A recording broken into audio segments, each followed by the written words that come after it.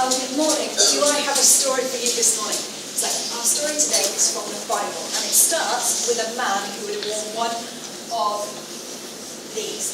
Let me just put it up. We can see. So thinking about what sort of job you think this man would be doing. I just put a line around it so it's a bit easier to see at the back.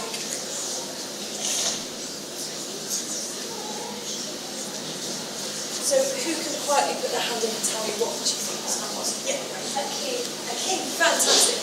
Yep, this man was a king, and he had a bit of a strange name because this was from a long time ago.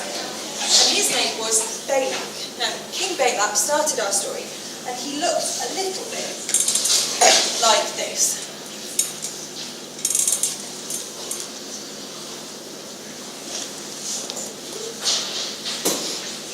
What do you think that King Balaam was feeling at the beginning of the story? Yep, just by that. Yep. Yep. Angry? Yeah. Fantastic. He was feeling angry. Not only was he feeling angry, but he was also feeling a little bit like this too. Now I'm going to paint some yellow letters with my magic black paintbrush, so watch carefully. So we've got S, a C, A, R, an E,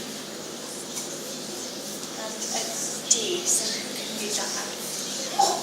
Okay, right at the very back.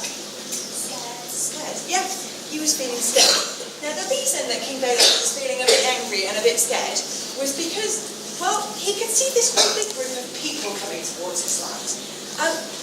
King Balaam really didn't like to share. Not at all, in fact, and he knew that if these people were going to come into his land, there was absolutely nothing he could do about it. Because these people were called the Israelites, and the Israelites followed the one true living God. And Balaam knew that if they were meant to come into his land, there was nothing he could do about it. Now, sometimes when we're scared or we're angry, we sometimes don't make the right decisions. In fact, when we're upset as well, sometimes instead of being nice to people, we don't say very nice things because we're feeling hurt.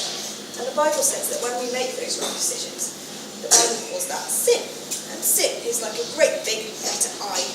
I want what I want and I don't care about anyone else. Which isn't very nice at all, is it?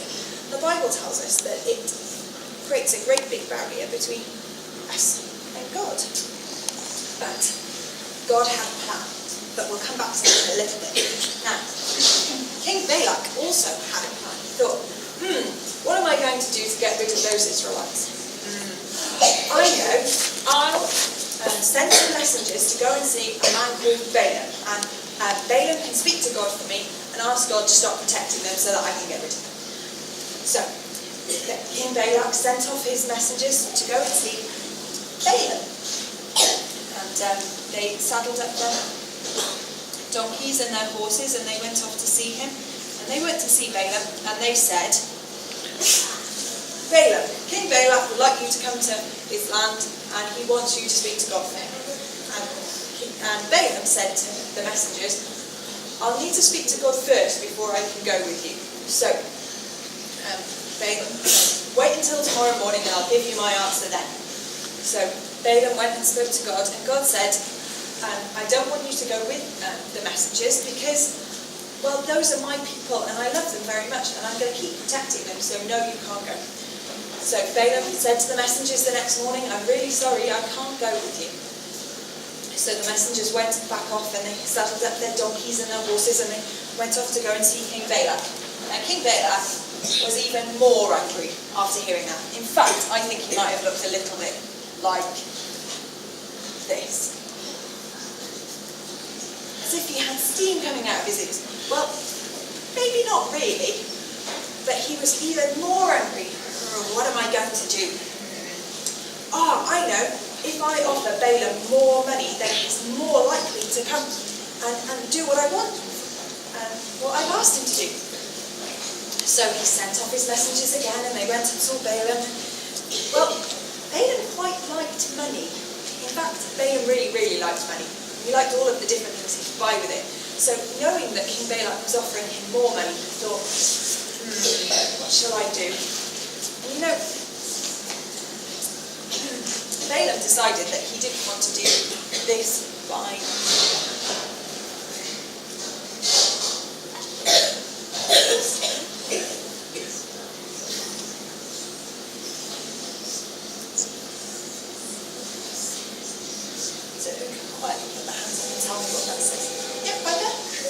listen. Balaam decided he didn't want to listen to what God had told him to do. He wanted to do his own thing. And we know sometimes that we do that as well, don't we? We know what our parents or our teachers have told us to do, but we decide that we don't want to do that. No, that's not always the best thing. It's really important to listen to our parents and teachers when they tell us to do some things, because there's usually a reason for it too. So they decided to go off to King Balak's land because he really liked that money. And so he saddled up his donkey and off they went. But the donkey did something really odd. And in fact, the donkey didn't do it once. The donkey didn't do it twice. The donkey did it 3 times. The first time, it was as if the donkey veered off the road. So instead of going straight down the road, he went left, he went right. It didn't go the right way. And the second time, they were walking through a narrow path. And the donkey walked into a wall and caught Balaam's foot against the wall. And Balaam went, ow! And the third time, it was as if the donkey had seen something that would look a little bit like this.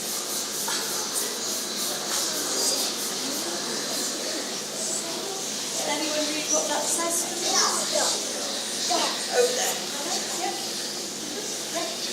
Stop. It was as if the donkey had seen a stop sign in the middle of the road.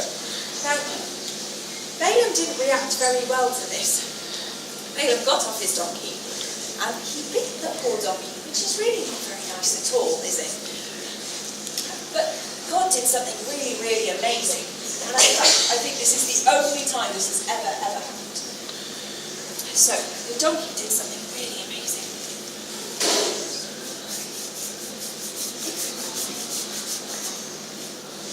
The donkey spoke.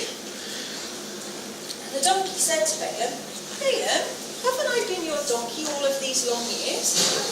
Wouldn't I always take you the right way?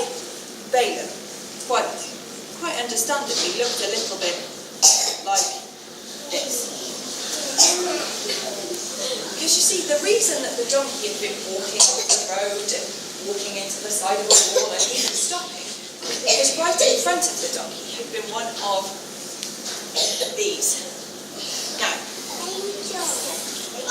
this is an angel, and the angel, now, angels in the Bible aren't like the fluffy little things that we put on Christmas trees. They would have been big, strong angels. And this angel was looking particularly scary because in his hand, he had a sword. And God opened Balaam's eyes so he could see the angel, and Balaam looked even more surprised. And in fact, I think that Balaam would have been a little bit scared. And I think his voice would have shaken a little bit as he saw the angel in front of him. And the angel said, Balaam, why weren't you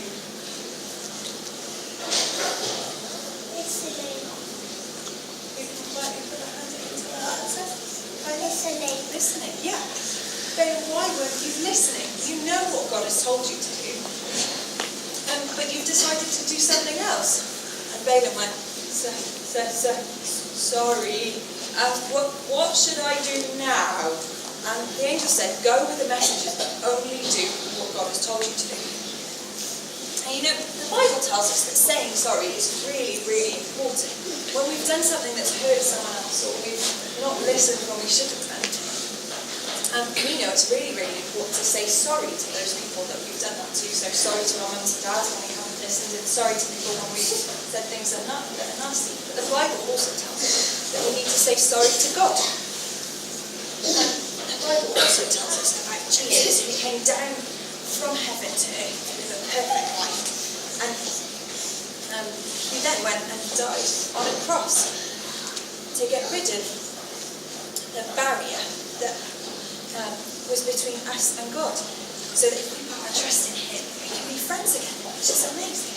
Now, Balaam got to King Balaam's land, and when he got there, King Balaam showed Balaam the Israelites, not once, not twice, but 3 times.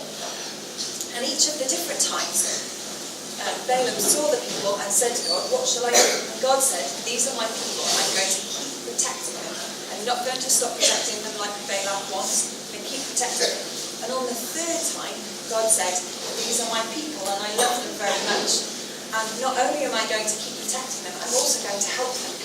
And I think King Balak would have been even more angry. And he was so angry that he didn't give Balaam the money that he had promised. But Balaam knew that because of what he'd done, the Israelites were this.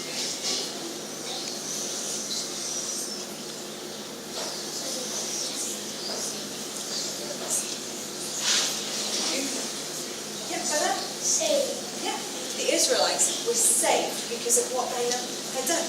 Now my question to you this morning is this by here.